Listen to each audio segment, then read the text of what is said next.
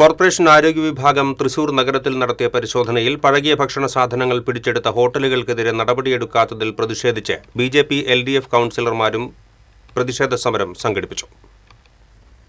നഗരത്തിലെ 28 ഹോട്ടലുകളിൽ നിന്നും പഴകിയതും അഴുകിയതും പുഴുവരിച്ചതുമായ ഭക്ഷണ പദാർത്ഥങ്ങൾ കോർപ്പറേഷൻ ആരോഗ്യ വിഭാഗം പിടിച്ചെടുത്തിരുന്നു.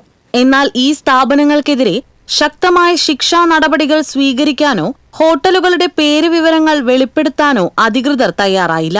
ഇതാണ് പ്രതിഷേധത്തിന് കാരണമായത്. ഭരണസമിതി അംഗങ്ങൾ കൈക്കൂലി വാങ്ങിയാണ് ഹോട്ടലുകളുടെ പേര് വിവരം മറച്ചുവെക്കുന്നതെന്നും സമരക്കാർ ആരോപിച്ചു.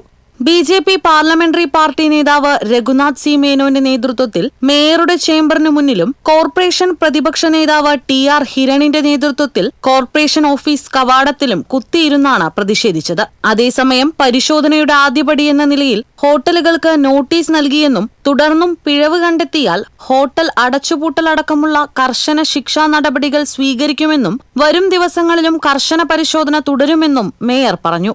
എല്ലാ ഹോട്ടലുകളിലും ഈ 20-ാം തീയതി മുതൽ 3 സ്ക്വാഡുകളായിട്ട് എല്ലാ ദിവസവും ഹോട്ടലുകളിലും അതുപോലെ തന്നെ ലോഡ്ജുകളിലും ചായക്കടകളിലൊക്കെ പരിശോധന നടത്തിയിരുന്നു.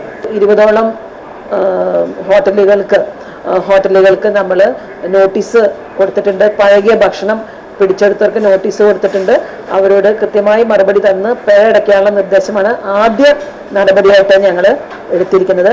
ഇനിയും അടുത്ത ദിവസങ്ങളിലും കർശനമായ പരിശോധന നമ്മൾ തുടങ്ങും. TCV news, Thrissur.